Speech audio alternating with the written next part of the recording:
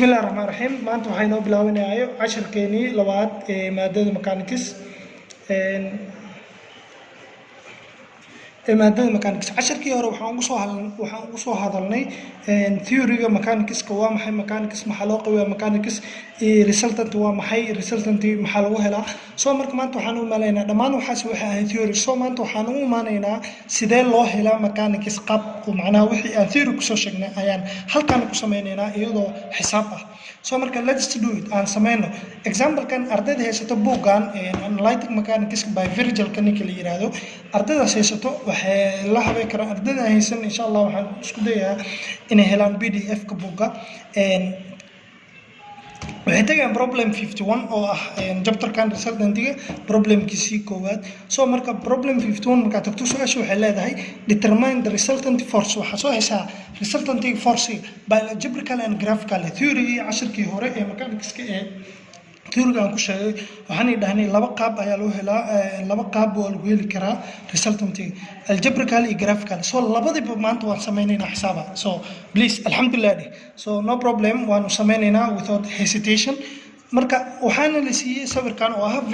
figurkan oo farta buluugta ku qoran tahay kan iskiilo figurkan oo farta buluugta ku qoran tahay halkan waxaan ku haysanaa 400 pound oo aanan ahayn horizontal oo aanan ahayn vertical waa inclined force waa kugu cusub tahay laakiin anaga ayaa xalin doono oo aan idin tusino insha waxaan haysanaa sidoo kale 30 degree oo ah incline oo 400 ka sidoo kale 200 pound sidoo kale force saddexaad ah haysan waa vertical force oo down ah so let's do it aan sameyno waxaa jira intaan u gudagalin intaadan xisaabin waxaa la sameynaya wax la dhahay preliminary calculation hordhac so markaan halkan imaano figure-kii waa kana wax kale maan ku sameyn 400 ka haysanay waa kana 200 ka haysanana waa kana so wax kale ma aan sameyn maadaama ay waxaan ay tahay wax aanan vertical na ahayn horizontal na ahayn so marka waxaan sameeyay laba force ayaan sameynaya mid kasta oo incline ah midna waxaan ka dhigayaa horizontal force midna waxaan ka dhigayaa vertical force so way fahanteen oo malana qaab nooca ay u dhigay inta halkan waxa haystaa 400 ayaa haystaa oo pound ah oo su'aasheedii hore ahayd so marka halkan oo imaado tiitadan meesha ay taalo tiitada meesha ay taalo bila xisaanik tiitada meesha ay taalo waxaad u qaadataa cos tiitada meesha ay taalo cos 30 dheh 400 cos 30 400 ko maxaa weeye force ah haysto haddii meeshaas m ah haysato m soo qaadanay haddii 30 degree ah haysatana m cos 30 ah dheh no problem waxay ku xiran tahay given ka su'aasha lagu sii so 400 cos 30 ayaa leedahay inta imaanay waxaa leedahay vertical force-ga 400 sin 30 ayaa leedahay ardayda badanaa waxay isku qaldaan waxay dhahan macallin mar walba horizontal force-ga mar walba cos ma ahan tiitada haddaan inta kaa siino tiitada haddii inta lagaa siiyo soo costiga oo hadda meeshaan oo sin ahayd cos isku bedelay haddii tiitada meeshaan aan 30 degree dhigi lahay waxay noqon lahayd vertical force ayaa cos qaadan lahay so marka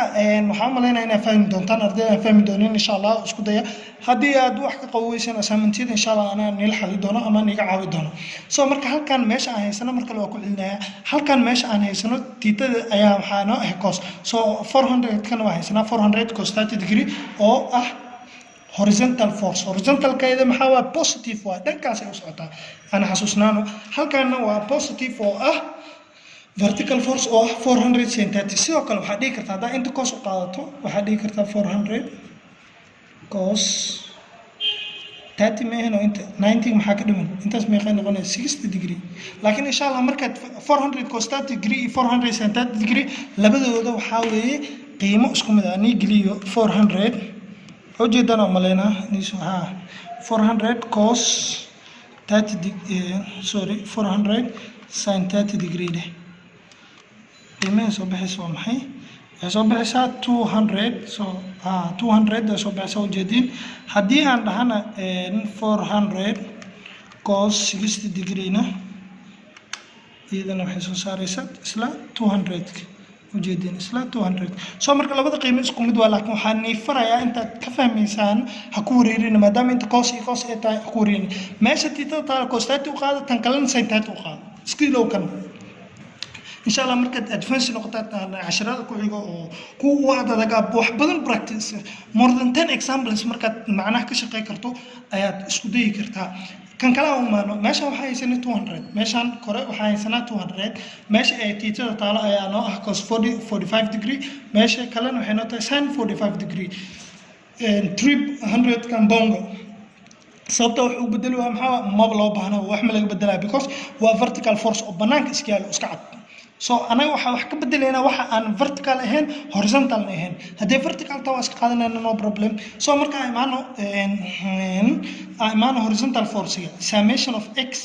summation of x is equal to meeshan equilibrium condition ku jiro is equal to 0 and qalada aan dhahay summation of x is equal to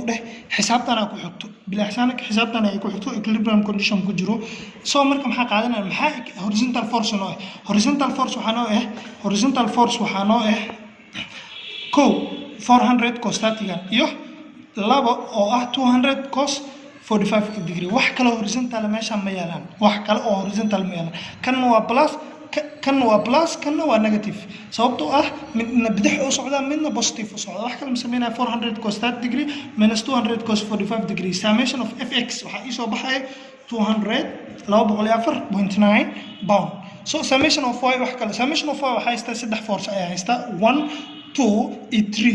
3 oo downward 1 iyo 2 ana soo helay oo preliminary calculation ka soo helay so marka meeqa waa 400 sin 30 degree plus 200 sin 45 degree minus 300 400 intaan marka geliso minus 300 kan waa downward waa qaadanay waa given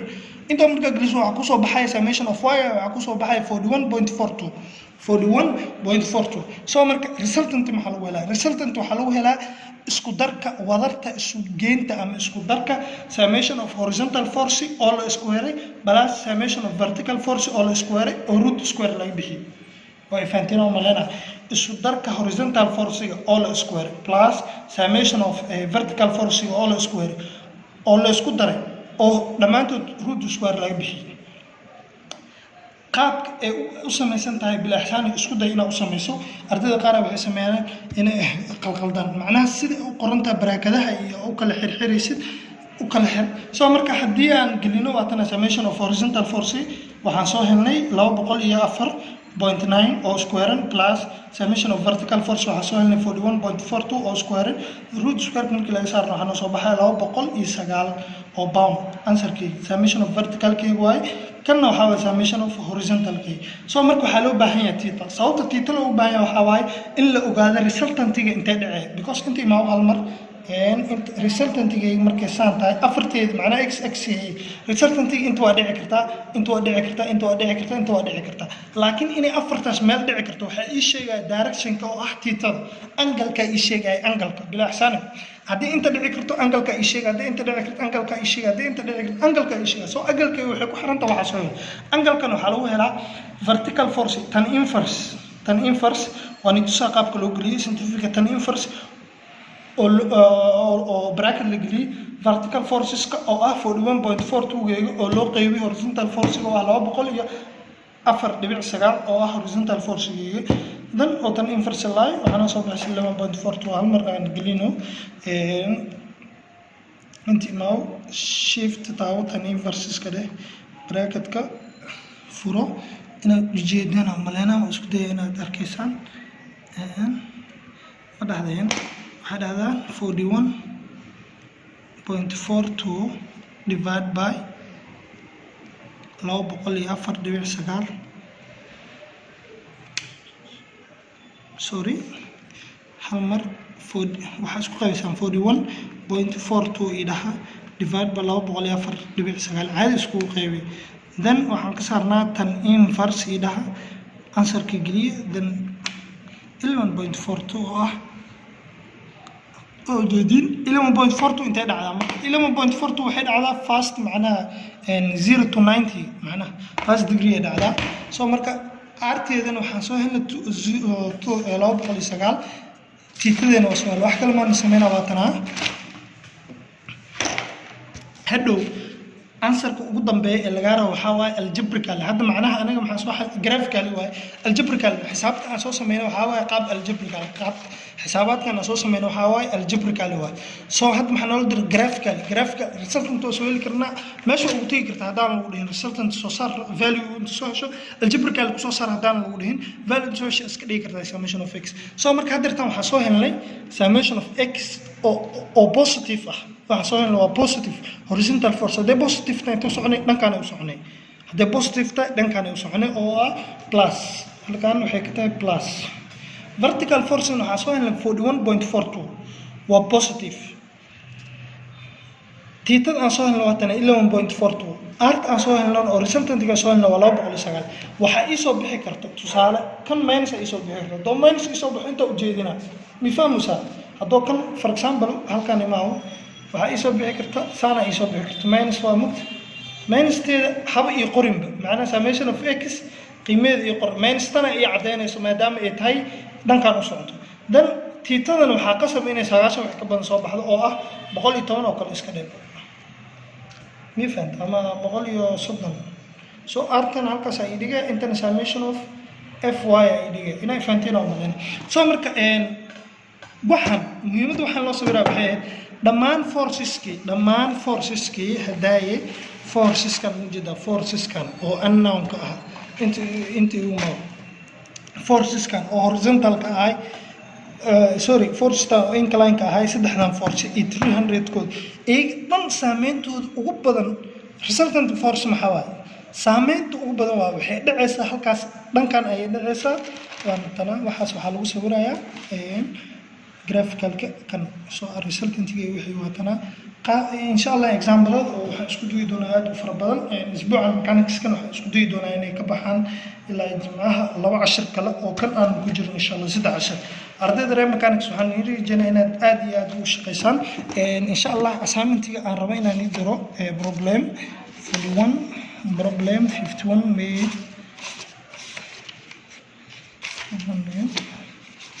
problemka 51 waa kana anaa ka shaqeeyay kan waa ka hadda ka shaqeynayo oo jeedid waxaan rabaa inaad ka soo shaqeysaan insha Allah waxaan isku dayaa mid fudud inaan idro ama mid lamid ah 51 haddaan ka shaqeeyay 52 oo nigu adag yahay 52 f wallahi manigu adko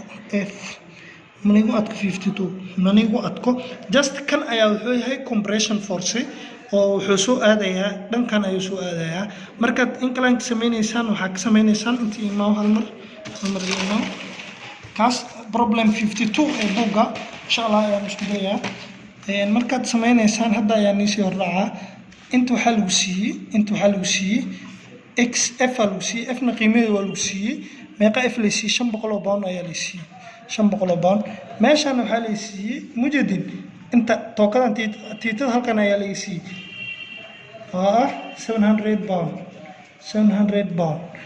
kan ayaa ugu cusub oo ah compression laakiin cashirkii koor ee mechanics ee YouTube ku jiro cashirkii 8aad ayaan ku sharxay halkan ayaa waxa laga siiyey 45 haddartan waan sameynaa maadaama uu kan compression yahay hadeed waxaan sameynayay hal vertical iyo kuwa intasan u jeedo oo tension ayaan sameynaa kan maadaama uu tashay laakiin markaan waxay soo galayaan falaarta oo compression ayaa noqonaya oo saas hadda waan nii hor raaco ma fahanteen kan wuxuu noqonayaa hadda bound la siiyey culeyska la siiyey meeqa waaye diga 400 pound la siiyey 400 pound kan wuxuu noqonayaa 400 sin 45 400 anaaba ni sii shaqeynaa because 45 soo shaqeey kan waa taqaaniin maadaama oo tiitada waxa la siiyey 45 keeg hore lagu diray soo marka example ka aan sheegay waa example problem 52 maadaama aniga aan ka shaqeeyay 52 waa assignment oo niga doonayo within 2 days insha Allah next lesson sa u bilaawno soo dadaal ardayda mechanics aad iyo aad u mahadsantiin oo anigoo ah Abdiraxmaan Xayir mahadsanid cashirkan inta ka gaarayno dhamaantiin insha Allah caafimaad ku joogo